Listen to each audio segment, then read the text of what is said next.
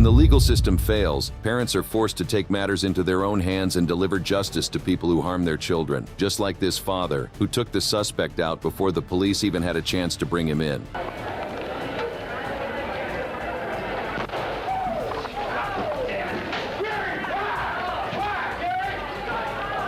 Or the father who went as far as recording his violent judgment as a warning to other predators and parents. Or the mother who took sentencing into her own hands right before a judge. Here are 20 parents who killed their children's killer, beginning with the woman who shot her daughter's killer in the courtroom. Marianne Bachmeier.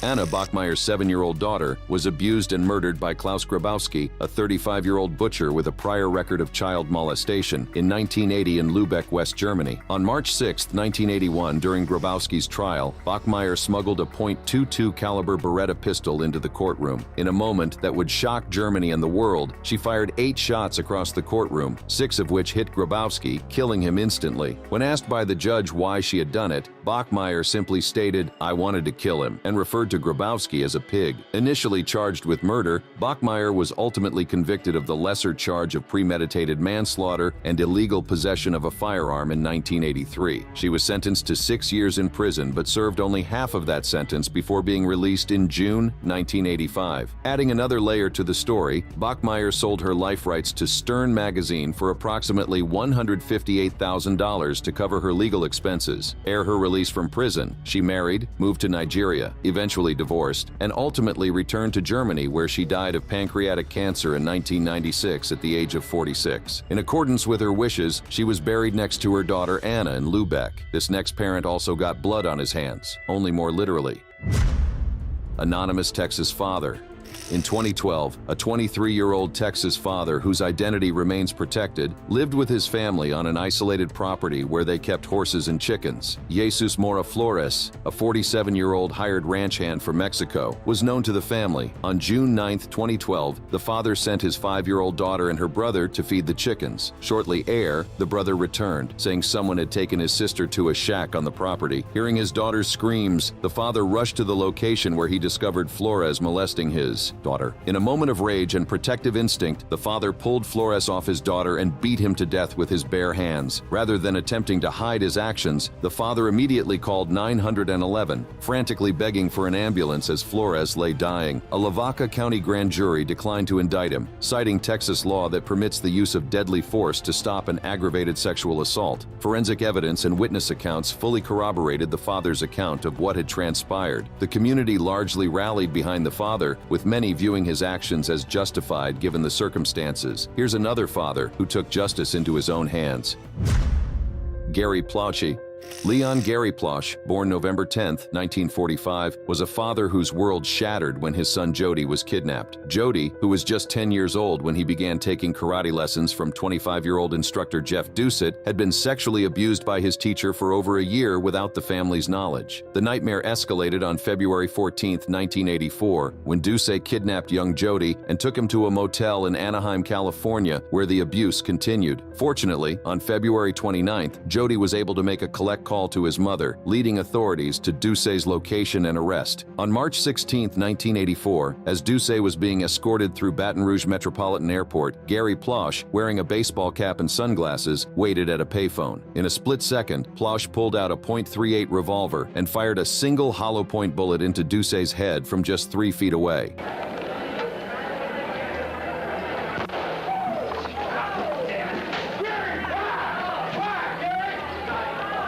Plauche was charged with second-degree murder, but ultimately pleaded no contest to manslaughter. He was sentenced to a 7-year suspended sentence, 5 years probation, and 300 hours of community service, which he completed in 1989. Remarkably, he never served a day in prison. This next case explores the fury of multiple parents combined. Mob of angry parents. Marcelo Fabian Piccolo, a preschool music teacher, had been accused in 2007 of molesting multiple children aged 3 to 5 through a disturbing game he called Al que le toca, whoever is touched is touched. In 2010, Piccolo was sentenced to 30 years in prison for abusing 5 children. However, due to a sentence reduction, he was released in 2014 ere serving just 4 years. Following his release, he joined a local orchestra as a trumpet player. On October 30, 2016, Piccolo was performing with the orchestra at a cathedral in Moran when approximately 10 parents burst in, interrupting the concert with shouts of, "There is a pedophile and a rapist in the church and he's playing in this orchestra." Piccolo attempted to flee but was cornered in a passageway where the parents beat him severely, reportedly using his own trumpet as a weapon. He fell into a coma as a result of the attack and died on December 9, 2016. Police arrived ere the attackers had Lee, and no arrests were made. Ere Piccolo's death, the investigation was reclassified as a homicide but remained unresolved as the attackers were never identified. The priest of the cathedral, Jorge Osterheld, condemned the beating as murder driven by revenge. Next up is a series of murders that were never solved. Dracius Kiedis. In November 2008, Kiedis accused his former partner, Laimute Stankunait, of allowing a prominent judge, Jonas Firmanovicius, and businessman Andreas Usis to molest their 4-year-old daughter. Frustrated by what he perceived as a lack of progress in the investigation, Kiedis took extraordinary measures. He published a video of his daughter's testimony, sent approximately 200 DVDs to Lithuanian politicians, and appeared in the media to draw attention to his claims. Then, on October 5, 2009, Judge Firmanovicius and Violeta Naruseviciene, Stankunait's sister, were found dead in Kaunas, Lithuania. Kiedis, immediately identified as the main suspect, went into hiding. The case took another dramatic turn on April 17, 2010. When Kiedis' body was found near the Kaunas reservoir, the official ruling was that he died by choking on vomit or heavy drinking, though his relatives pointed to wounds on his body suggesting foul play. The case continued to evolve ere Kiedis' death. USA's, another suspect in the alleged abuse, drowned in 2010 and was posthumously cleared in 2012. A bitter custody battle ensued over Kiedis' daughter, who was eventually returned to Stankunait in 2012 amid public protests. With the next couple, their second attempt at vigilante justice was the charm. Barry Gilton and Lupe Mercado.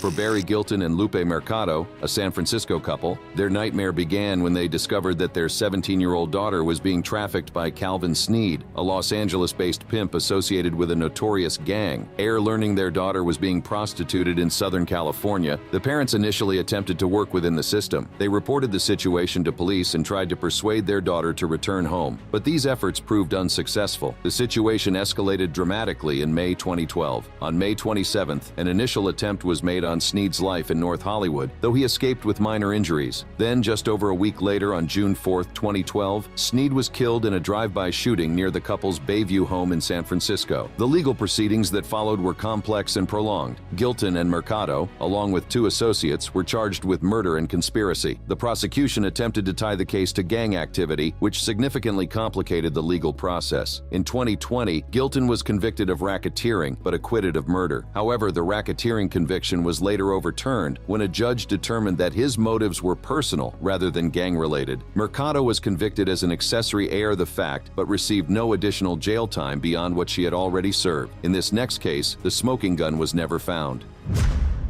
David Barajas.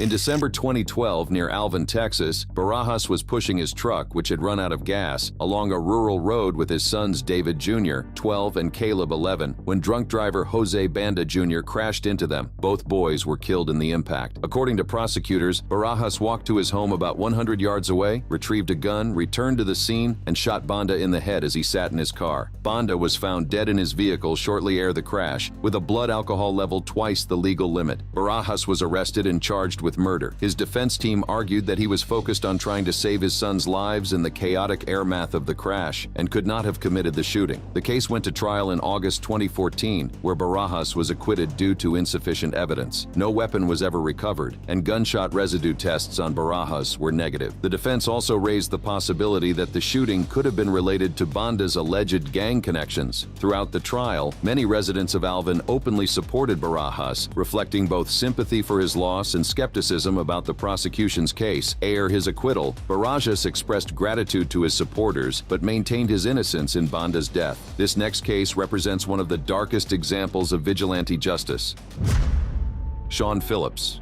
In 2010, Phillips believed that Mark Gabler had molested his 7-year-old female relative in San Antonio, Texas. Instead of reporting the alleged abuse to authorities, Phillips, along with accomplices Rochelle Vasquez and Kenneth Nelson, devised a plan to confront Gabler. The confrontation quickly escalated to extreme violence, with Phillips beating Gabler to death with a club. What distinguishes this case from some others is the apparent premeditation involved. According to police reports, the group had planned the confrontation in advance, with a fourth suspect, Michael Sorrell, allegedly serving as the driver. Phillips, Vasquez, and Nelson were all charged with murder for their roles in Gabler's death. Michael Sorrell remained at large following the incident, with authorities continuing to search for him. The case highlights the potential for collective vigilante action when allegations of child abuse arise and the serious legal consequences that can follow such actions. Unlike cases where courts showed leniency due to heat-of-the-moment responses, the premeditated nature of this attack resulted in serious criminal charges for all involved. Moving on to the next parent on the list. Indian father. A 45-year-old tenant allegedly raped a 13-year-old girl in this impoverished area of East Delhi. Upon discovering what had happened to his daughter, the father, whose name was withheld to protect the victim's identity, lured the tenant to his house under the pretense of resolving the matter. What followed was a brutal act of revenge that shocked even hardened police officers. According to reports, the father tied the alleged rapist to a chair and tortured him by burning his genitals with a heated spatula, eventually causing his death. Ere the killing, the father turned himself into local police and confessed to his actions. The father reportedly told police that the man had ruined his daughter's life, and so he can't live with it. The case emerged during a period of heightened awareness about sexual violence in India following several high-profile rape cases. The incident reflected deep frustrations with India's slow judicial system and high rates of sexual violence against women and girls. Police stated that the tenant had confessed to the rape before being killed, but that the father had taken the law into his own hands rather than allowing the legal process to take its course. Next up is another revenge case that took place years after the crime was committed. Jay Maynor. Some cases of parental vengeance occur not in the immediate aftermath of abuse, but years later, as appears to be the case with Jay Maynor of Alabama. Raymond Earl Brooks had previously been convicted of molesting Maynor's daughter when she was between the ages of 4 and 8. Brooks had served 27 months of a 5-year sentence before being released and was a registered sex offender living near his victim's family. On June 8, 2014, 13 years after Brooks' release from prison, Maynor rode his motorcycle to Brooks' home in Cullman County, Alabama, and shot him dead. The shooting apparently followed another incident that same day, where Maynor had allegedly fired shots at a man who had been dating his stepdaughter and had allegedly abused her, though no one was injured in that confrontation. Maynor was arrested and charged with murder. In 2016, he pleaded guilty in order to spare his daughter from having to testify at trial and was sentenced to 40 years in prison. The case generated significant public sympathy for Maynor. A Change.org petition advocating for his release garnered over 10,000 signatures, and his daughter publicly stated that he had acted to protect her from continued trauma. This next case is reportedly one of the most extreme cases of parental vengeance in India. Anjaneya Prasad. This migrant worker employed in Kuwait returned to his native Andhra Pradesh, India, learning that his 12-year-old daughter had been molested by a relative. On December 7, 2024, Prasad confronted the alleged molester and beat him to death with an iron rod. In a remarkable development, Prasad then recorded a video confession on his mobile phone, explaining his actions and the reasons behind them. Prasad reportedly stated that he had taken this extreme step because he distrusted the ability of law enforcement to deliver justice. This aspect of the case highlights the continuing issue of confidence in legal institutions that has been a factor in many vigilante actions around the world. Prasad was subsequently arrested by local police and faced murder charges. The case attracted significant attention in India, where it added to ongoing debates about sexual violence against minors and appropriate responses to such crimes. The Prasad case is notable for several factors: the international element, with Prasad traveling from Kuwait specifically to confront the alleged molester; the self-documentation of the crime through video, confession, and its recency, reflecting the continuing occurrence of such vigilante actions despite evolving legal frameworks. Moving ahead to a case that involved an entire family. Woman from Surajpur.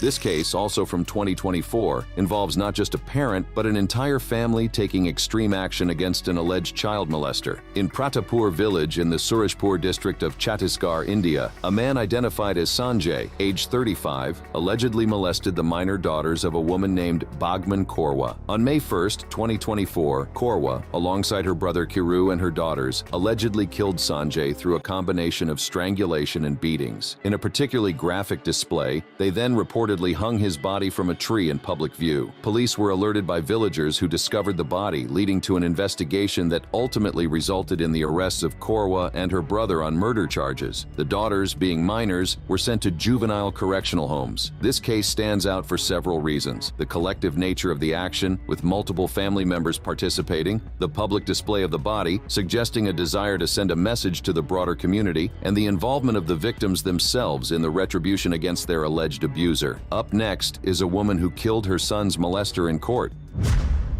Ellie Nesler.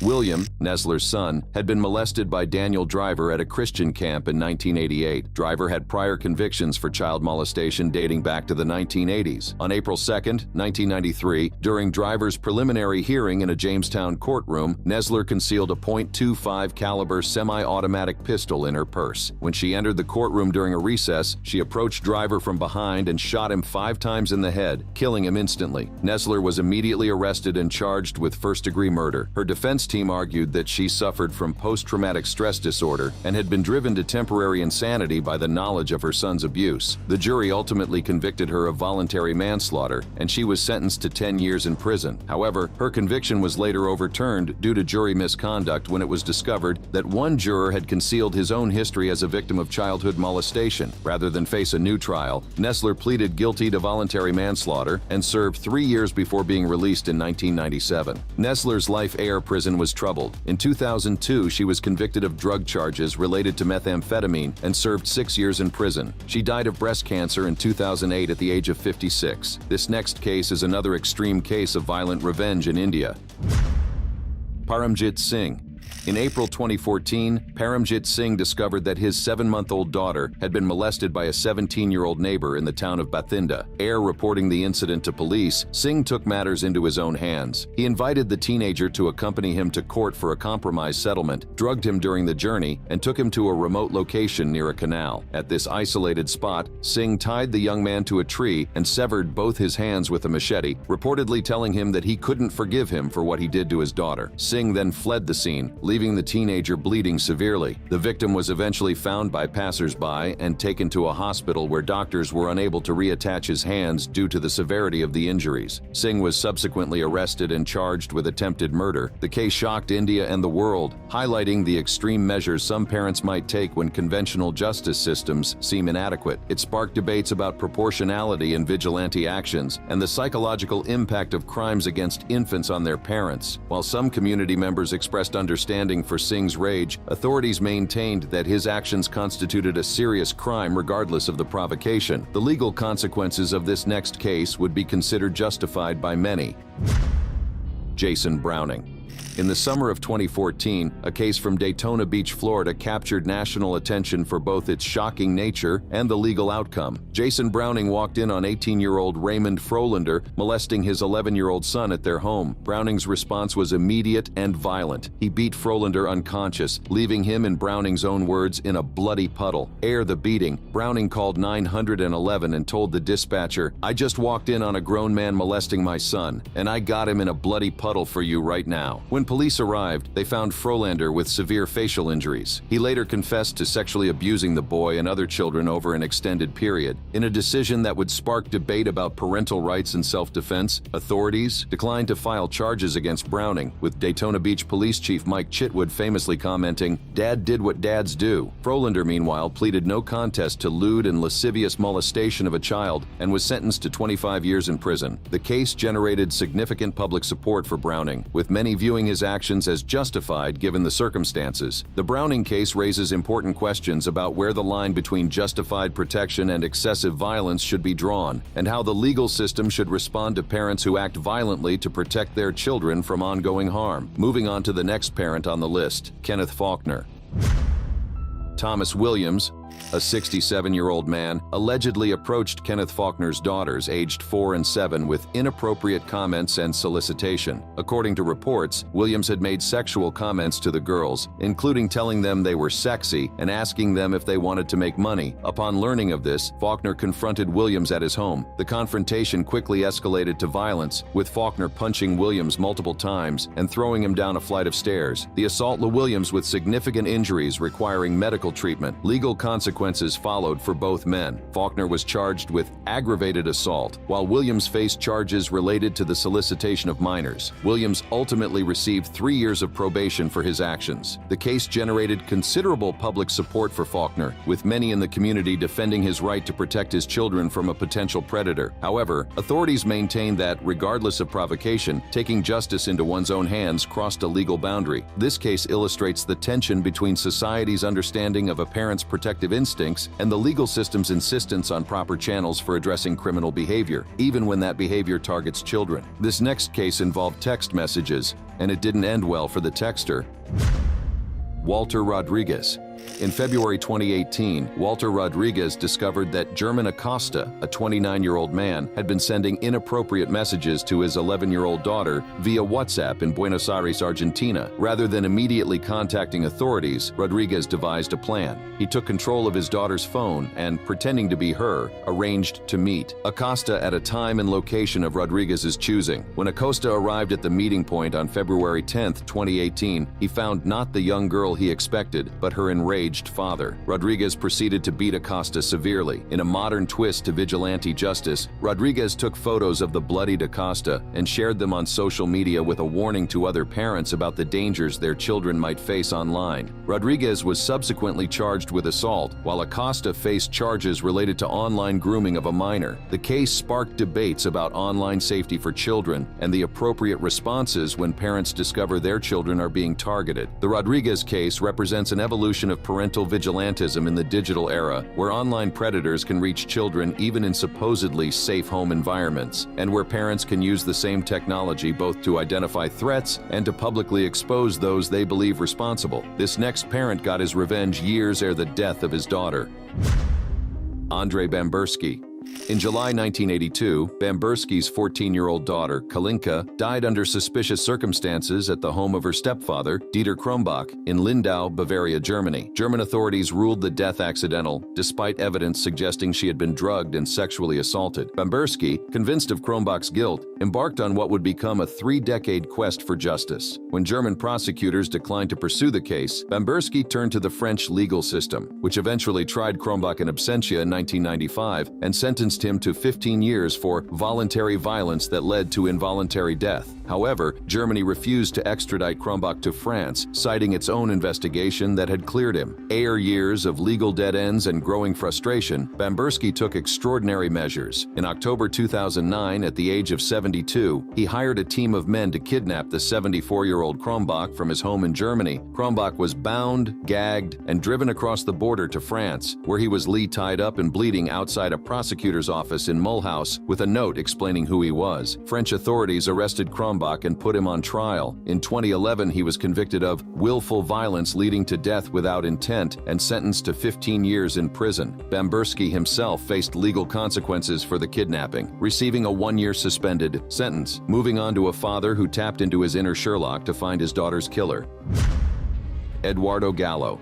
In July 2000, Gallo's 25-year-old daughter Paola was kidnapped from their weekend home in Tepoztlan, Mexico. Despite paying a ransom of $18,500, she was found shot dead a week later. Frustrated by police inefficiency and corruption, Gallo, a successful business consultant, closed his firm and dedicated himself to finding his daughter's killers. Unlike some others on this list, Gallo's approach was not one of direct violence, but rather of becoming a private investigator on his daughter's case. Over the course of months, Gallo meticulously analyzed phone records, interviewed witnesses, and tracked down leads that the police had overlooked or ignored. His investigation eventually led to the arrest of Francisco Zamora Arellano, the gunman who had killed Paola, who subsequently confessed to the crime. Gallo faced no charges for his investigative activities, and Zamora was sentenced to 40 years in prison. His case exposed the endemic corruption and inefficiency in Mexico's law enforcement and highlighted the prevalence of unreported kidnappings in the country. Following his daughter's case, Gallo became an anti-crime activist, founding the organization Mexico United Against Crime to advocate for victims' rights and justice system reforms. This next case involves a mix of vigilante tactics and cooperation with legal authorities. Brandon Moore. Moore's daughter, Madeline, had been molested by Sean Foster for 5 years, starting when she was just 9 years old. Learning of the abuse, Moore devised a plan similar to Walter Rodriguez's. He pretended to be his daughter and communicated with Foster, eventually luring him to a location where Moore confronted him. Unlike some other cases, Moore recorded the confrontation, creating evidence that could later be used in legal proceedings. During the confrontation, Moore physically attacked Foster, though not to the point of causing life-threatening injuries. The recording captured Foster admitting to the abuse, providing crucial evidence for later prosecution. Authorities declined to file charges against Moore for the assault, focusing instead on Foster's crimes. Foster was ultimately sentenced to 55 years in prison for his abuse of Madeline. Moore's case highlights how some parents straddle the line between vigilante action and working within the legal system. By gathering evidence himself, while also participating in the formal legal process, Moore found a middle ground that many parents in similar situations might consider. What remains consistent across these cases is the lengths to which a parent might go to protect or avenge their children. While most legal systems maintain that vigilante justice cannot be condoned, the continued occurrence of such cases suggests that the tension between formal justice and parental instinct remains unresolved. If you enjoyed this video, click on the one showing on your screen to enjoy more.